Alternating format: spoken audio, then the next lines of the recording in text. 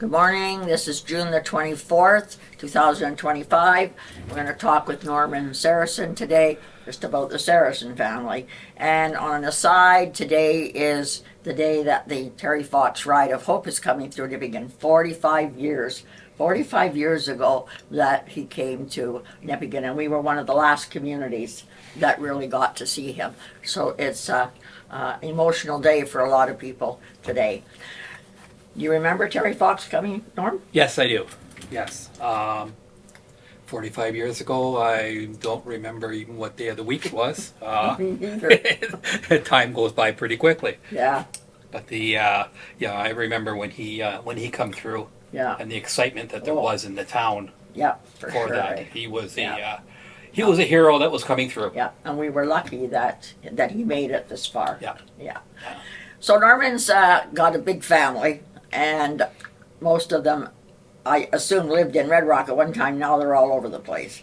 So Norman's going to give us some background. First of all, like which part of your family, or who in your family came first, from where? Okay. My parents, my father and mother, Alfie and Claudia, they were the two that come first. They come in 1946-47. From? And my dad was born in Labroquie. Where? Labroquie, a small little town just east of Steinbach, Manitoba. Oh. On his way, in his travels, he stopped in Pinewood. And that's where he met my mother. And the rest of that is Red Rock history. Right. Then they went from there. They come to Red Rock. Why did they come to Red Rock, Norman? Employment. Oh. It was employment. The Red Rock mill was starting back up again. Oh, okay. The mill had been closed during the war. Property was used as part of the prisoner of war camp. Right. And then it started back up again. Okay. So they come for that. Did your dad have any special skills that he got a job at the mill, or they were just hiring people, Norman? They were just hiring people at the time. Right. My dad, like most other people at that time, the ones that stayed climbed up the ranks. Right. Got training, this type of thing. Right. When my dad finally retired from the mill, he retired early. He was the head of the motor mechanics. Oh, okay. So he had brought my mother.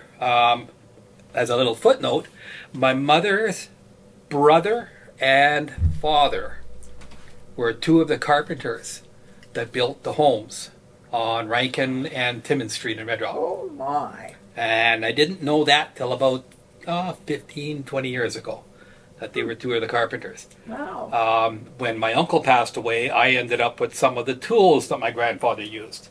And those are precious. What was your mother's maiden name then, Norman? Her maiden name was LeGros. LeGros. And she was from a family of 6. That's what they were in those days, anywhere from 6 to 12. Right. My parents, when they come, a few years after they arrived, they brought over their brothers Romeo, Bernard, and Ludovic to Red Rock, again for employment. Right. Their spouses were people that were part of families that come from Quebec looking for employment. Okay. So that's how they all met, going Right. down that side of the family. It was later when they brought over Ursula. Right. Oh, yeah. Right. They brought her from BC after her first husband had passed away. He drowned in Campbell River in a fishing accident. So Ursula, the only daughter? Ursula is the only daughter of that particular generation. Right.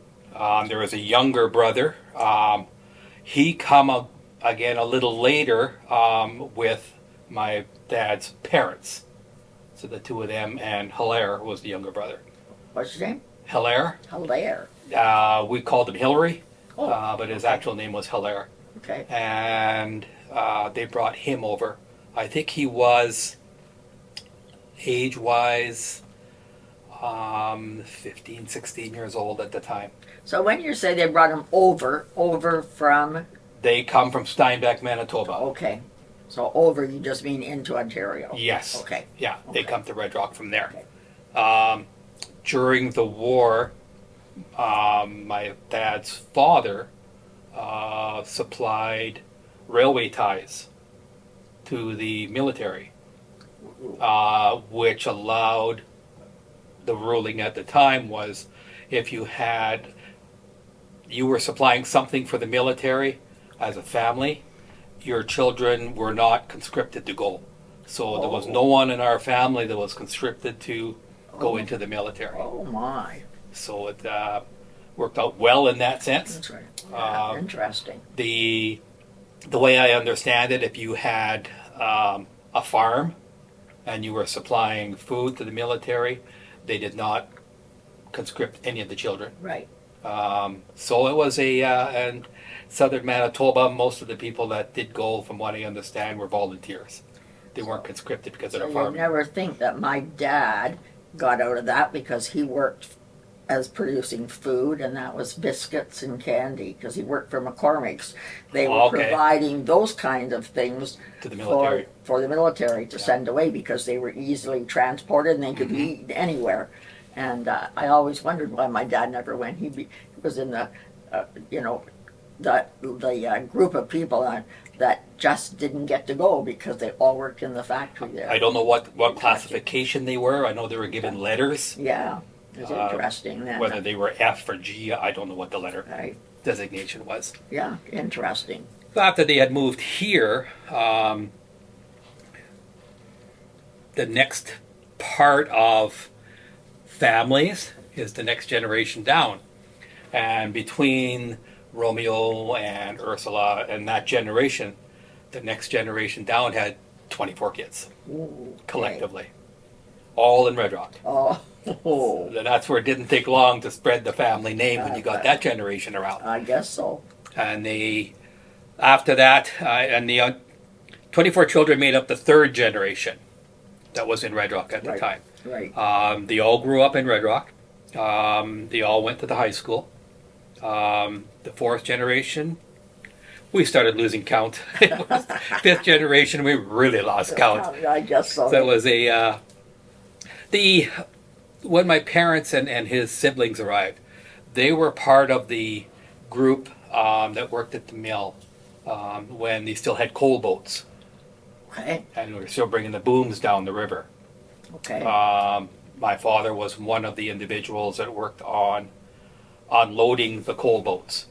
And what they would do is they would have him on a little bulldozer, him and one of the Croker families, Ernie Croker. Right. They would pick up the whole bulldozer and just lower it down into the bottom of the boat.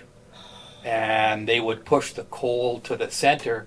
The crane would take the coal from the bottom of the boat, and they stayed there till the boat was empty. Wow. Some 30 to 40 hours later. Just round the clock until they finally had it all cleaned up. Those were large ships then to be carrying Very. that much coal. Yeah. Wow. I don't know where, I think the coal come from down around Duluth Yeah. in that area, so. Wow. Yeah, it was and then to say they were also there when they had the booms that come in and loaded the logs up Right. up into the mill. Right. Right. The rest of the generation, my father's siblings, they worked within the mill or just outside the I mill. was just going to say, so most of your family those years worked at the mill. Yes. The mill provided a lot of jobs. Oh, a lot of jobs. For people. Yeah. Right. The town was still starting to grow, and my father was also one of the ones that helped build the streets, Oh, okay. pushing the trees over, burying the trees so that they could put in the water lines and Right. this type of So thing. did your dad always live out on the highway? No. Oh. My father lived when he first come. Just as you turn into Red Rock on the left-hand side, there was a little house there, and that's where they Okay. stayed when they first come. And then they moved from there into town, and they moved two different homes that I know of, and then they moved out onto the Red Rock Road. Okay. The Red Rock Road was at that time wasn't very good transportation Right. road. Right. their house burnt down when they were there. Ooh.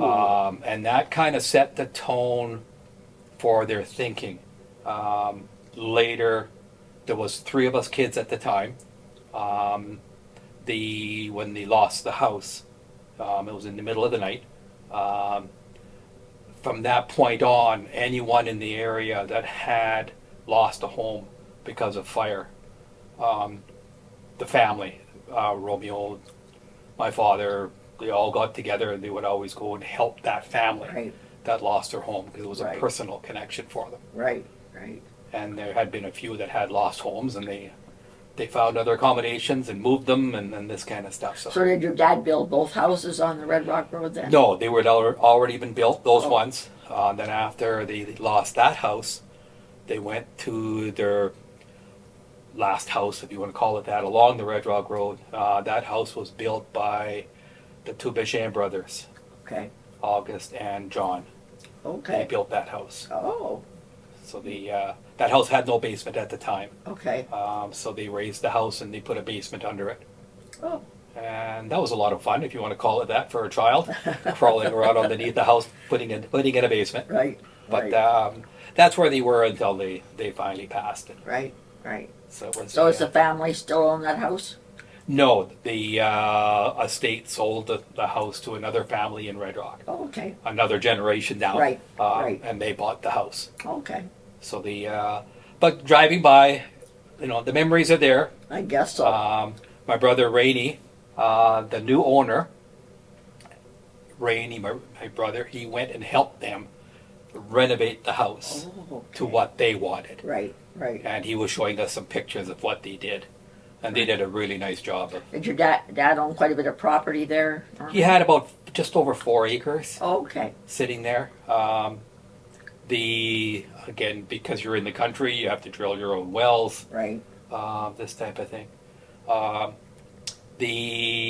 While they were there, they got, if you want to call it that, hit by an accident in the sense that their fuel oil tank sprung a leak. And the fuel oil ended up going into the house through the basement walls. And that was a big issue because it was a big spill. They had, I'm not sure exactly how many liters or gallons of fuel oil spilled, but they had filled the tank. It leaked. A couple days later, they come along and filled the tank again, not realizing that it had leaked out, not run out and been used. Wow. And then it was an environmental Issue. issue right through to the digging up of the property and hauling away the earth and Wow. redoing the basement, damage done to the wall and inside the basement. And Right. Right. yeah, it was because there's a creek on the other side of the railway track, Oh, yes. and right. it was working its way towards the creek, so there was a Oh. lot of issues over Right. Right. getting that fixed and getting it done right. So tell us about your dad's second job. Which one of the seconds? My father was he was a realist, as every year and a half, all of a sudden there was another mouth at the table. And that went on for 12 children. You're one of 12 children. I'm the second oldest I of wonder I 12. can't figure out who's who in your family. When I think about it, we'll talk about it at home. Is Norman the oldest, the middle, the youngest? Where do you fit? Wow. Yeah, I'm the second oldest. Wow. Gerald was the oldest. Wow. And it just down the road. And How many boys, how many girls? there was 5 boys and 6 girls. Oh, okay. And we all grew up in Red Rock, all went to Red Rock High. Right. And as the time went by, some of the sisters went into nursing, this type of thing. Ronald became a welder. So the boys all got a trade of some kind or a skill of Right, some kind. right. Did some of them work in the mill? All the boys worked in the mill. Oh, okay. Some of them left early because of when the mill started downsizing. Right. My brother Ronald took his family and he went to Slave Lake, Alberta. Okay. He was the only one that had left. Then just before the mill closed, Claude, good old Claude, Right. he moved to Bruderheim. Bruderheim is a little community about the size of Hercot, Oh, just outside of Edmonton. okay. So he took his wife and family, and they all moved out there. And that's what happened when the mill downsized and closed. That really spread the families That around. spread the family from basically coast to coast. It was Yeah, yeah, for it, sure. it didn't hurt just the town; it hurt all the families Yeah. that were in the Yeah. town at the time. Yeah, for sure. And it was tough because it had a lot of memories. That particular generation, Romeo, my father, my mother, they really supported music Yes, in the community, and my generation contributed to providing that music. right. So Uh, who all was the music people? Claude, Gerald. I played an instrument, but it was a lost instrument now. I played accordion, but it's gone. Oh, okay. That art of playing accordion. Right. But Gerald and Claude, Romeo's two boys, Okay. they both played. Ursula's two boys both played. You better tell me their names. Romeo's boys were Michelle and no, Mish was the only one that played in that family. Okay. Ursula's two boys, Norman and Robert Okay. St. Pierre. Right. Uh, That's and Claude and Gerald. Right. And they had a variety of bands Right. at the time, and they would bring in a new person. At the time, when you brought in a new person, you had to rename your band. Oh. So they had everything from the Shadows of Darkness to the Shades of Time. Gerald played with the Casuals, Oh. Right. Very popular. very popular band at the time.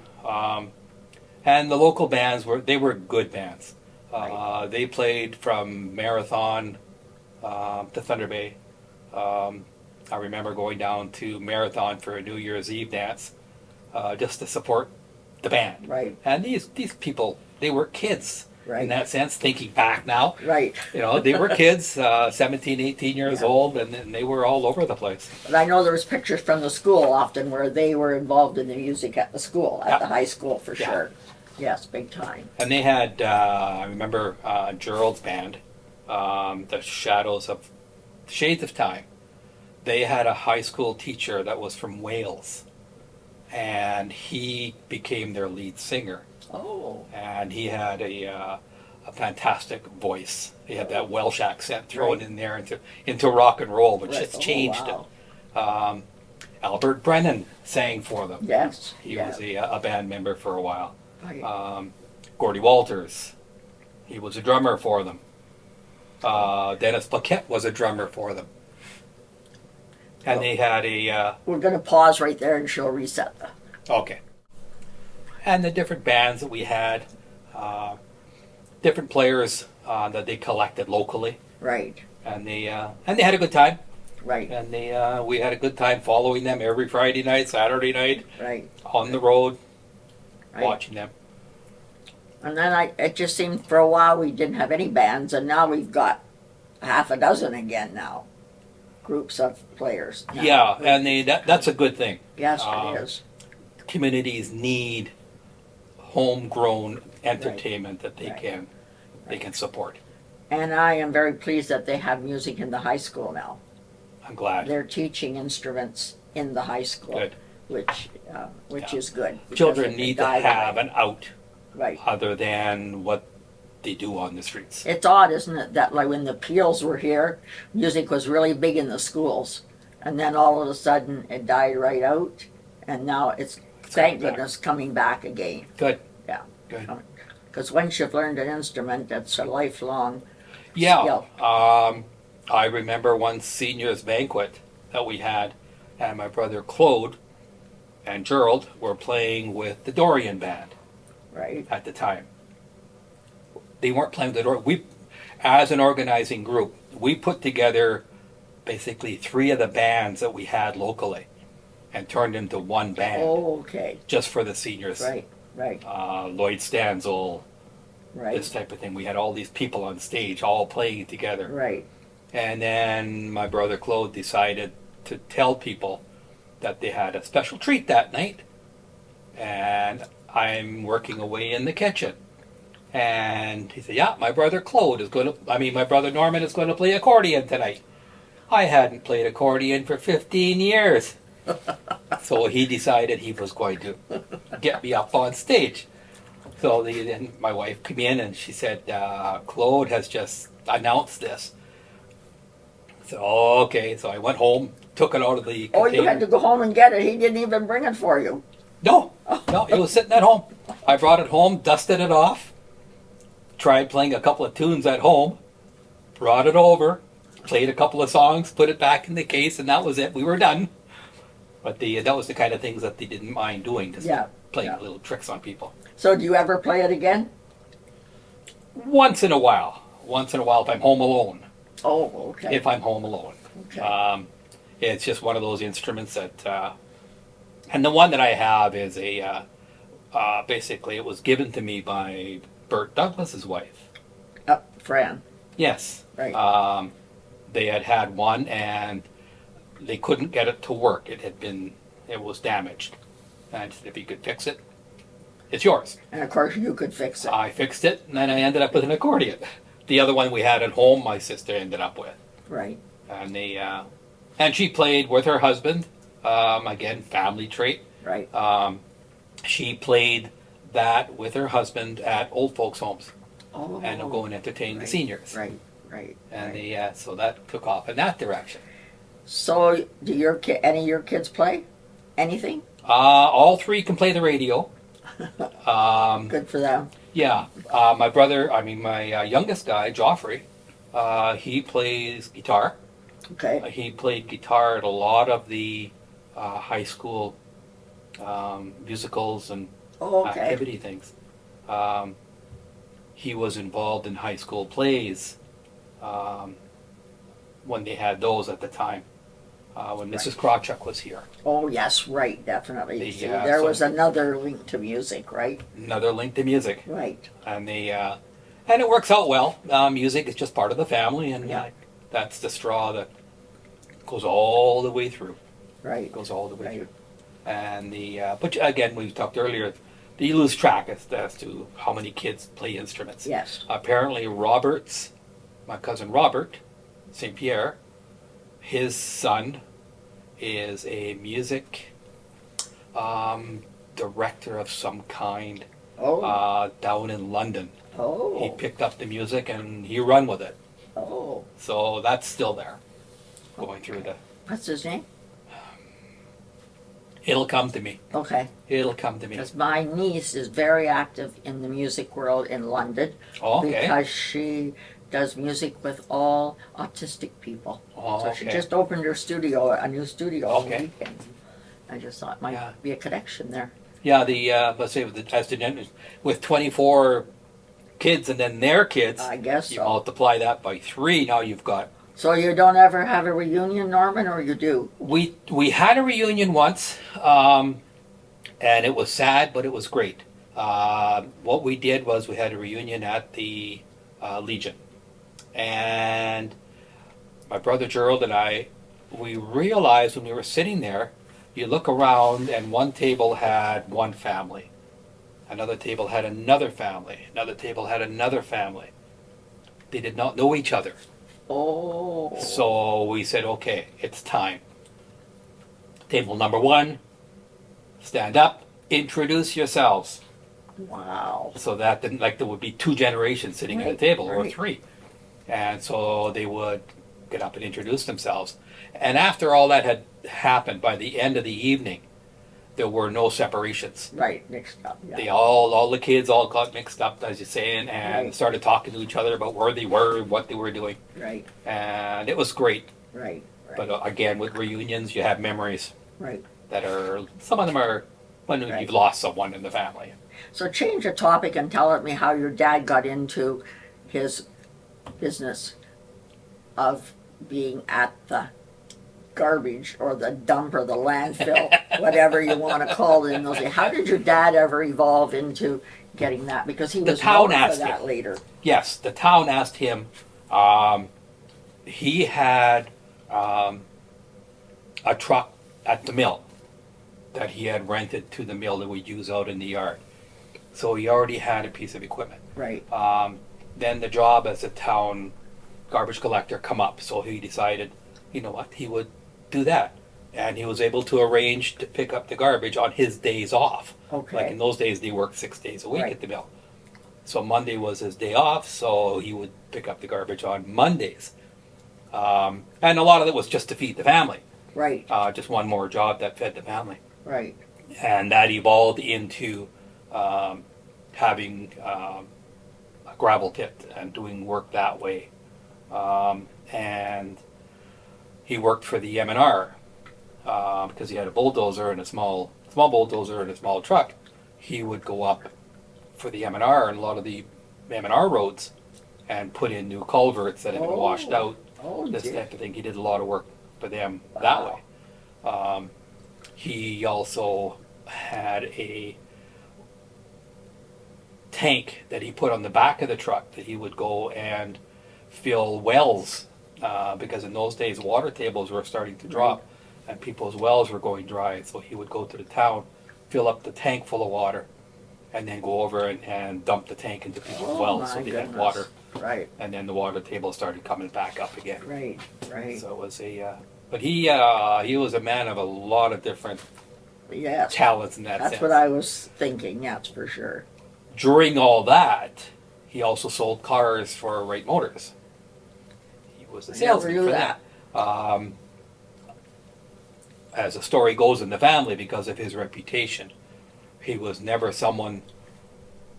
He wouldn't lie to you as far as the shape of the car. He would tell you, Right. "We have this car. It's a used car. This is what's wrong with it." Right. And he worked as a salesman, Right. and he had that reputation.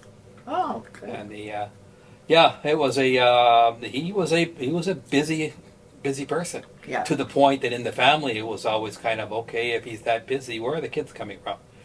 It was just he always had something that he was doing that he had on the go. Yeah, and I just remember him being involved in different things, but I didn't know he was a salesman. He sat on the school board. Yes, I think so. Yeah, he was on the school board for a while. They were, excuse me. Yeah, he was a very busy person. And we had a little farm, so that kept us busy, Right. kept him busy. Right. We did most of it. So, as a big family, then, were you obligated, or you just were expected to take part, help your dad at things, or work around the? It was a given. Okay. It was a given. We didn't know any different. Right. We grew up with the understanding that we had chores to do, Right. and we all had our own chores. Okay.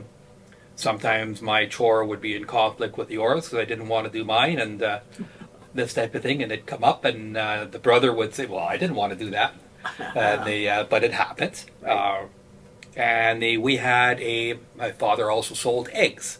Right.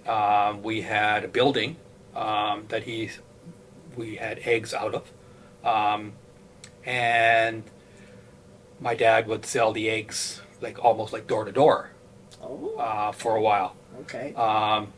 When the store started getting eggs in, we turned the building into a skating rink. my We had our own arena in that sense along the Red Rock Road. We had water going to it, so it was just a matter of just taking everything out on the inside and then just Right. flooding it. And we spent hours and hours and hours, all the local kids in that area, Right. playing hockey, Right. having lots of fun.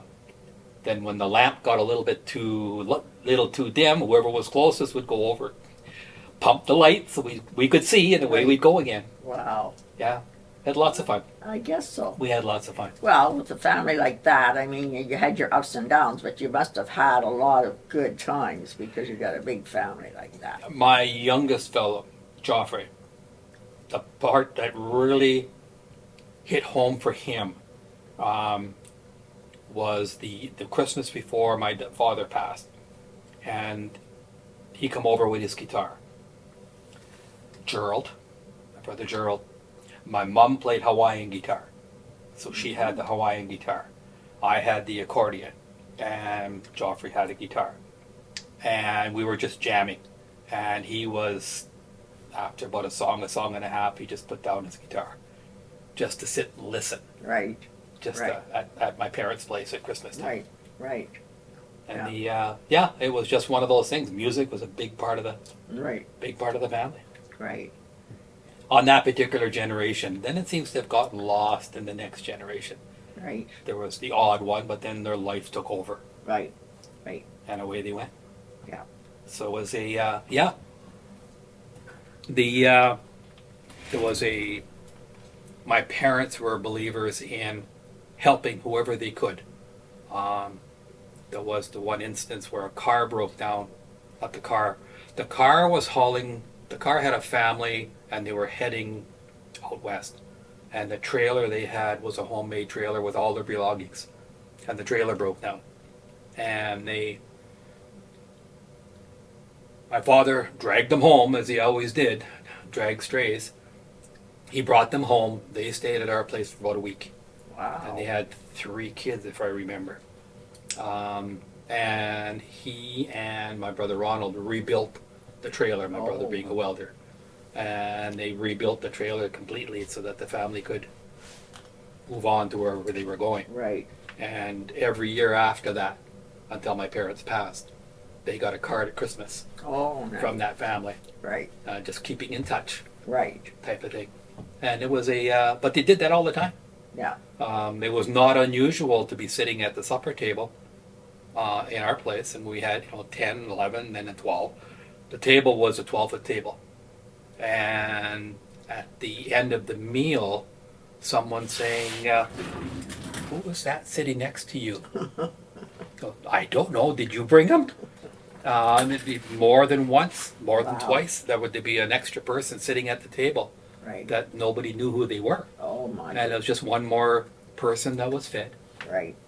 Right. And it was just the way the house was. Right. Just the way it was. And I can see that being in a big family. Yeah. You're more attuned to those kind of Yeah. things than just one or two. Yeah. Yeah, for sure. Wow. Then that generation moved on to the next generation, which changed again. Okay, so now just there's the Saracens, Mm-hmm. there's St. Pierre's, there's what other families now are connected to your family?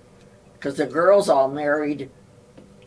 And the people that they married were not local. Okay, And they were spread. Once they married, they moved on. okay, The only one that stayed local was Joanne, okay. and she married Fortan from Beardmore. Okay, right. Um, So they're okay. I yeah. was just trying to think now what the connection locally. So St. Pierre's are still around. The only one locally is Roma. Oh, Roma's a Roma St. Pierre. Dupuy Yes. is a St. Pierre. Oh, I'm just thinking there because all that you've got connections and relatives then Yeah. here. But I forgot about Roma. Right, Yeah, and the Rainey is still here. right. Living in Red Rock again. And he's making his mark over there. I can hear it on CFNO every once in a while. Yeah, and he's not the only one that's left. Gerald's 2 daughters, Darkese, who is now the mayor, Or is the mayor right? and Chantel. Chantel married Greg Olson, Oh, right. and they moved up to Geraldton. And as a note, Chantel just received the Ontario. She's a paramedic, Right. and she received the Ontario Medal for Bravery for heroism in that car accident last year. Oh my goodness. And she has just received that here within the last month or so. Oh, nice. So and she's just got that wanting to help Right. Right. attitude that's going Right. straying down through the family. I was just thinking of the connection. That's why I asked you because I forgot now there would be more connections here than just Saracens now. Yes. The other ones. Yeah, the Creviers. Oh, okay. Romeo's wife was a Crevier girl. Crevier. You're not related to any Landrys? No. Oh, that's No. okay. Best friends with Landry's. Right. My grandfather was with Mr. Landry when they passed. Oh, okay. They were up. They had put all their equipment away for the season, fishing equipment. Then they decided November 1st weekend to go one last time, and it was the last time. Oh my. Yeah, they capsized the boat, and they both drowned. Wow. So it was Last yeah, time. that was their neighbor, the best friend. Okay. Yeah. Well, I was just thinking there's lots of other people then you're still connected to, so. Yeah, and myself with the Bakers, Right. this kind of thing. Gerald's wife Right. is from Cape Real, just north of Sudbury. Okay. Ronald's wife, she is from a town about 4 or 5 miles from Cape Real. Oh, She moved here for work, and she worked with the SO restaurant at the time, and her dad moved up here, and he took over the Normandy at the oh, time. I didn't know that. Yeah, I'm trying to Gagnon.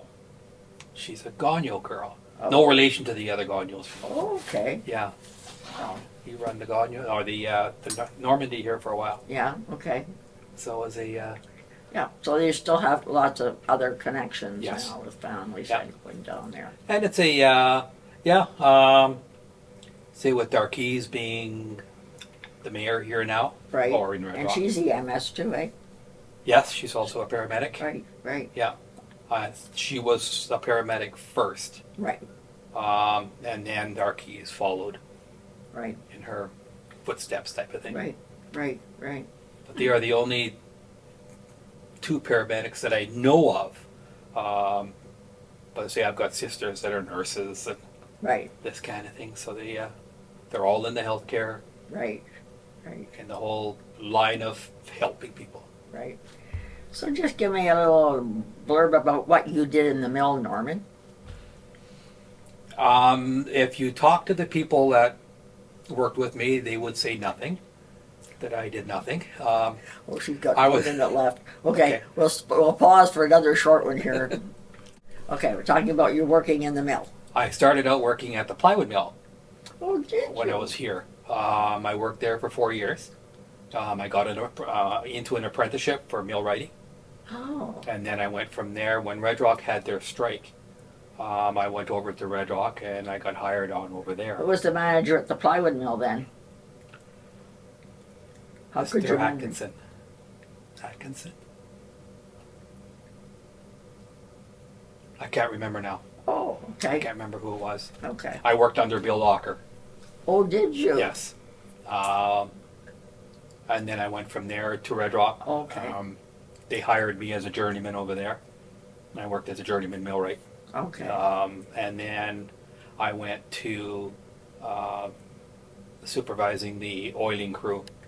So basically, I was responsible for the mill water supply and lubrication of all the equipment in the mill. Okay. Every once in a while, I would work for my brother in his department in that capacity. Right. Gerald was the superintendent of the pulp mill at the time, Mhm. that end of the mill. Right. So Right. it was but we all had jobs that kept us busy and out of trouble most Right. times. Right. Most times. Every once in a while. I didn't know if you had. I'd forgotten. I've talked to you before about that. Just the specific jobs, because some people had a really specific job, and others ended up in many different areas working in the Right. mill in the end. Yeah, In different places. My dad's brother Romeo, he basically worked himself up to be the person looking after making paper Okay. on his shift. Bernard or Barney, he was unloading the logs off Right. the trucks, Right. this type of thing. Ludovic ended up becoming an oiler after he got. Rainey followed in Romeo's footsteps and worked his way up to being, they called them paper makers at the time. Right. Paper man. Yeah. And I remember my dad telling Rainey when just before the mill went down, Rainey said I could get a job anywhere. My dad said, "What can you do? You're only a paper maker," kind of thing, as compared to a tradesman. Right. Right. And that banter going back and forth, Right. forth. Right. So it was yeah, they all had jobs that kept them busy and out of trouble. And Right. Right. the, I can say when Claude moved, when the mill went down, Claude moved from here to, again, to Bruderheim. And he got a job working for a construction company out there, Okay. doing the same kind of job he had in Red Rock. Okay. So he brought that skill with him. Right. Right. The, yeah. So But it what was- have you it got was tough marked on in the yellow family. there? Politics in Red Rock. Gerald served on council in Red Rock. Oh, okay. I'm not quite sure how long his term was, as well as Darkies. I want to make mention of the fourth generation. Many of the children, sons and daughters, played hockey in Red Rock, Okay. up to and including the junior league. Right. Most memorable was Rainey's son, Anthony. Okay. Anthony, his sweater is hung up in the Nipigon Arena in memoriam. Oh, okay. When he moved out west after he left here, he was working up in Athabasca. And they had put together a hockey team, and they were going to go play a charity fundraising tournament or game of some kind. And he was killed in a vehicle accident going to the game. Oh my. And Okay. that really pulled the community together Right. around him and around Rainey. Right. Because Wow. Anthony was just one of those kids that he was a magnet for people. Right. He just come and even the first game the following season, the junior bees had I think it was 5 minutes of just quiet Right. to start the game in Right. his memory. Oh, nice. Yeah. Okay. And there's more to that story, but I think it should almost stay in the family as far as what Right. happened. Yeah. So Yeah. yeah, it was. They hit black ice, and the car went out of control. There was 4 of them in the car, and I think 2 of them were killed. Oh, wow. So it was one of those tragedies that happened in a family. The curling in Red Rock. Right. Some of the people got involved in curling. Right. I was never a curler, but Rainey was involved in that, and his wife Iva. Right. Iva was a teacher. Right. I remember that. She come from Geraldton. I don't know where she come from before that. So it was the family practice has always been, and instilled by my parents, excuse me, in his generation, to help. Right. Right. If you can, help. Right. That's the bottom line. Right. And so I can speak to that because at this time Norman is finishing up, he says, his 5 years as the After 10 and years. I don't know what you want to call him at the cemetery, but he maintains the cemetery. But you're also one of those that has got such good initiative that I don't think we've ever had anybody work there before that creates the things that Norman does. But when you speak about help, you and I have spoken about some of the things that you've invented down there to make it easier for people who are using the cemetery. And I think that's very much appreciated now because there's so many cremations. And so Norman invented a way that is more comfortable for people to be putting the ashes into the ground. And we provided chairs for people who need to sit there. And he's even got a book with some articles in there on what people can say if they do work at the cemetery. So you're still carrying on that caring thing, Norman, because of all the things you do at the cemetery. Well, I found that the most of it is out of need when you're watching, and I'm a people watcher, Right. and I see something happening. The one you're talking about, that cover that I made, there was one senior person that was laying their husband's ashes urn into the ground, and she almost fell into the hole Right. where the earth let go. So that's not right. Right. You can't have that. Right. So it took a while to come up with an idea, Right. put the idea together and worked on it, Right. and they come up with that cover that you're talking about. Right. Right. And we've been using it ever since, Yes. and it That's seems to be amazing people thing. seem to be Right. Right. happy with it. So Right. And Norman came up with a wet it. No, what is it? oh And this cleaned some of the old monuments. And when I go down there, and that white just was brilliant now that he was able to find a, what is it called? Yeah. Wet it, forget it. Wet and forget. Yes, It's a and- product that is sold at Canadian Tire. Yeah. And what it is it's originally designed for cleaning patio stones. And I noticed while I was working there, a lot of the older stones in the old cemetery, the original cemetery, you couldn't read them anymore Right. over time. And it was an experiment that, okay, I'm just going to try this, and sprayed it on, and the next year you could start reading the names, and the year Right. after that it cleaned them right up. Right. It was a fantastic little product, Right.